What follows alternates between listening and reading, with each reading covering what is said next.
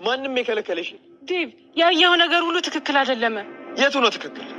ንገሪኝ፣ የቱ ነው ትክክል? ዶክተር በመሀላችን እንዲገባ ለምፈቅድሽለት ብዬ ጠይቄሽ ነበር። ለምንድን ነው መደበቂያሽ ያደረግሽው ብዬ ጠይቄሽ ነበር። አንቺ ግን መልስ የለሽም። ስለዚህ እንደፈለግሽ መሆን ትቻለሽ አዴ። አሁንም እምልልሃለሁ እኔና ዶክተር ምንም ነገር የለንም። እኔ እናንተ እንድንለያይና አብረን እንዳንሆን ያደረጉት ነገር ነው። እናትና ያቺ ሴት ናቸው ይህን ሁሉ ነገር ያደረጉት። ሁሉም ነገር ታስቦበት ነው። ከአሁን በኋላ እናቴ እንዳትናገሪያት እሺ? ልክ እሷ ልክ ነበረች። እኔ ነበርኩ የተሳሳትኩት አዴ። እኔ ለአንቺ ያለኝም ቦታ አንቺ ጋር ልክ አልነበረም። እሰይ እንኳን መታ አሳየች አዴ። ለአንድ ደቂቃ እንኳን እንደዚህ ታደርጊያለሽ ብዬ እንኳን አስቤ አላውቅም። እሺ ዴቭ፣ እውነቱ ሲገባ የሚጸጽተን ነገር ባታደርግ ይሻላል። የትኛው እውነት? ቆይ እኔ ጋር እንደዛ ጭምት መምሰሉ ለምን አስፈለገ? ያ ሁሉ ነገር መሆኑ ለምን አስፈለገ አዴ? ወደዛ ሆቴል የጠራችኝ እናትህ ናት ዴቭ። በቃሽ አዴ፣ የእናቴን ስም አታንሺው ብዬሻል። ካላመንከኝ ዶክተርን ጠይቀው። ቆይ ዶክተርን ማምኖ ይመስልሻል? አንቺም እሱም የሰራችሁ ስራ ትክክል አይደለም። በጣም ነው የምታሳፍሩት አዴ፣ በጣም። አይ እንግዲህ ዴቭ፣ የመሰለን ነገር እየተናገርክ ልቤን አታድመው። ወደዛ ሆቴል እንድንመጣ ያደረገችን እናትህ ናት። አይ የምትል የማታምነኝ ከሆነ ደግሞ መሄድ ትችላለህ።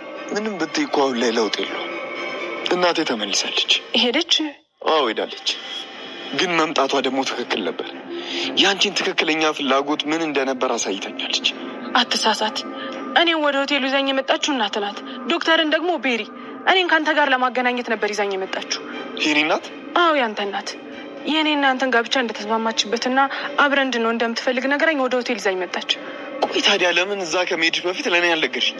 አይ አንተን ሰርፕራይዝ ማድረግና መካስ ስለፈለገች ለማንም እንዳትናገሪ ስላለችኝ ዝም አልኩኝ። ለአንተ መናገር አላስፈለገኝም ነበር። ከዛ ቁጭ ብዬ አንተን ስጠብቅ ዶክተር መጣ። ከዛ በኋላ አንተ መጥተህ ሁሉንም ነገር አየ። የተፈጠረው ነገር እኔንም በጣም ነው ያስደነገጠኝ። እሺ ዶክተሩ እንዴት መጣ? እናትህ እኔ መጉዳት እንደምትፈልግ ቀድማ ለዶክተር ነግረው ነበር። ዴቭ እናትህ እኮ ልገለኝ ነበር። በቃሽ፣ ይበቃሻል። እሺ አዴ፣ ከዚህ በላይ ብዙ አትበይ። ቆይ እኔ የአንቺ ተረት ተረትን ማምን ይመስልሻል? አምናታለሁ። ግን አንተ ሁሌም መኖርህ አንተ ባለመኖርህ እኮ ነው እኔ ብረት ልሆን የቻልኩት። አንተ ያለውን ክፍተት ሞልተው ቢሆን ኖሮ እኔ እኮ ላውራት ላግዛት ብል እንኳን እኮ እንዴት እችላለሁ? አንተ ያሳዘንከውን ያስከፋውን ልብ እኮ ነው እንዳይጎዳና እንዳይሰበር እያወራሁት ያለው እንጂ ከዛ ሌላ ምንም ነገር የለም። ገብቶኛል። ግን ከዚህ በኋላ እኔ ስላለው በሷ ዙሪያ መገኘት አይጠበቅብህም። እሺ ጥሩ። ከእኔ በላይ ያንተ መኖር አዴን ደስተኛ ያደርጋታል። እኔ ደግሞ የምፈልገው ደስታውን። በዚህ ልክ ስለ ሚስቴ መጨነቅ አይጠበቅብህም። አሁን ወዴት ነው? ቤሪ አዴን ለመጉዳት ሞከረች አይደል? አዎ፣ እሷ ብቻ አልነበረችም።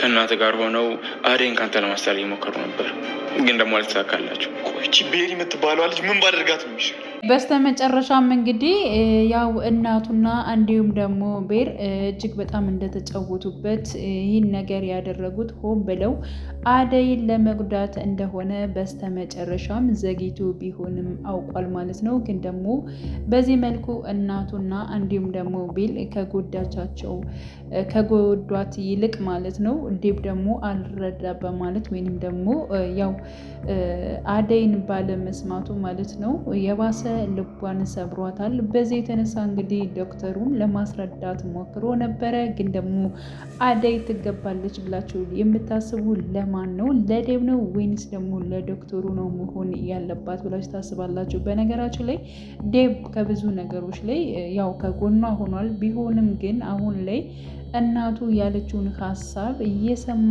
ወይንም ደግሞ አደይን ምንም እየተረዳት እንኳን አይደለም ማለት ነው። ጭራሽ ከዶክተሩ ጋር ሌላ ግንኙነት አላት ብሎ ወይንም ደግሞ እኔን ትታ ወደሱ ሄዳለች የሚል ሀሳብ እንግዲህ በውስጡ እንትን ብሏል ማለት ነው። ያው ዶክተሩ ደግሞ ምንም ቢሆን ምንም የአደይን ደስታ ይፈልገዋል ማለት ነው። ምንም ያክል ቢወዳትም ቢያፈቅራትም ግን ደግሞ የግድ የኔ ትሁን አላለም። ግን ደግሞ በብዙ ነገሮች ከጎኗ እየተገኘ ይገኛል ማለት ነው።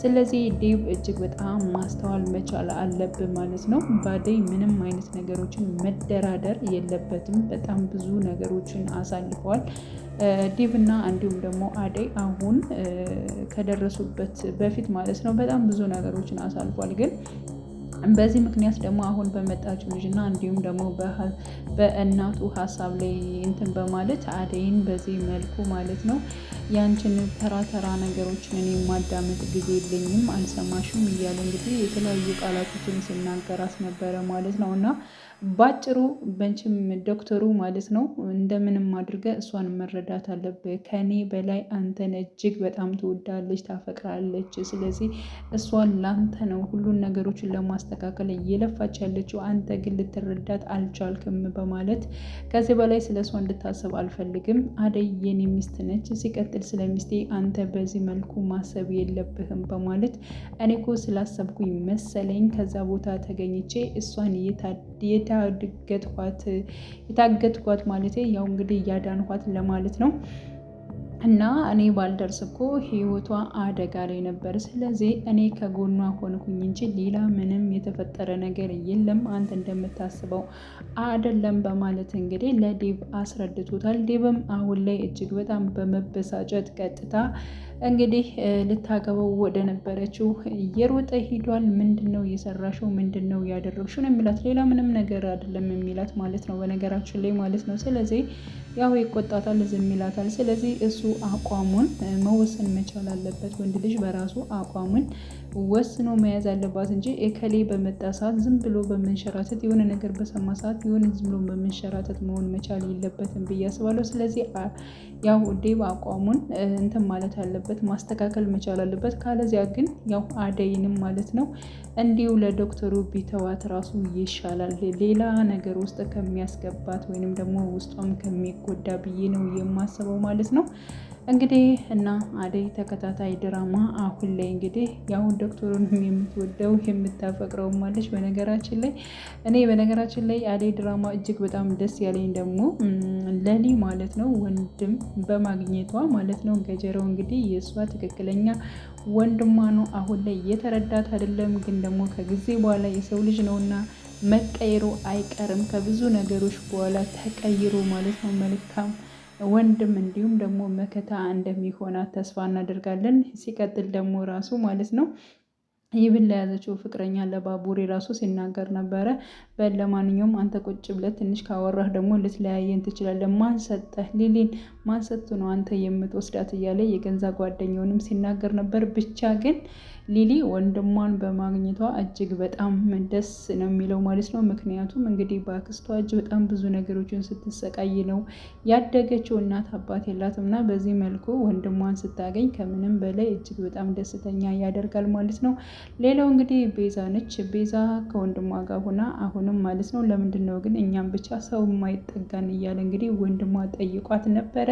እኛም ማንንም አንፈልግም፣ ከዚህ በፊትም እናቴን እንደምታውቃት ነው ማንም ሰው ራሱ አታስጠጋም፣ እኔ እናንተ ብቻ በቂ ነን ለብቻችን፣ ከዚያ ውጪ ሌላ ምንም አይነት ሰው አናስጠጋም፣ ምክንያቱም ሰው በጣም ክፉ ነው፣ መረማመጃ ነው የሚያደርግ በማለት እንግዲህ ቤዛ ስትናገር ነበር። ግን እኮ ችግሩ ከኛም ሊሆን ይችላል የሚል ሀሳብ ነበር ወንድሟ የሰጣት። እውነት ለመናገር ያው እንደዚህ ነው ብሎ ከማሰብ እኛ ምን አድርገን ነው የሚለውን ነገርም ማለት ነው የወንድሟ ሀሳብም እጅግ በጣም ጥሩ ነገር ነው ማለት ነው። ግን እናቴ ያን ጊዜ ራሱ ክፉ ሆና እኮ አይደለም ብዙዎችን፣ ከጊዜ በኋላ ግን ሁሉም እንዴት እንደራቋት አይተሃል በማለት መልሳለታለች። አዎ አውቃለሁኝ፣ እናቴ በጣም መልካም ሰው ነች፣ ግን ደግሞ የሆነ ነገር ስታጣ ሁሉም ካጠገቧ እንደራቀ አስታውሳለሁ። ያ ማለት ደግሞ ሁሉም ሰው ተመሳሳይ ነው ማለት አይደለም በማለት እንግዲህ ተናግሯል ማለት ነው። ሲቀጥል የቤዛ ወንድም ማለት ነው ፍቅርንም አግኝቷት ነበር።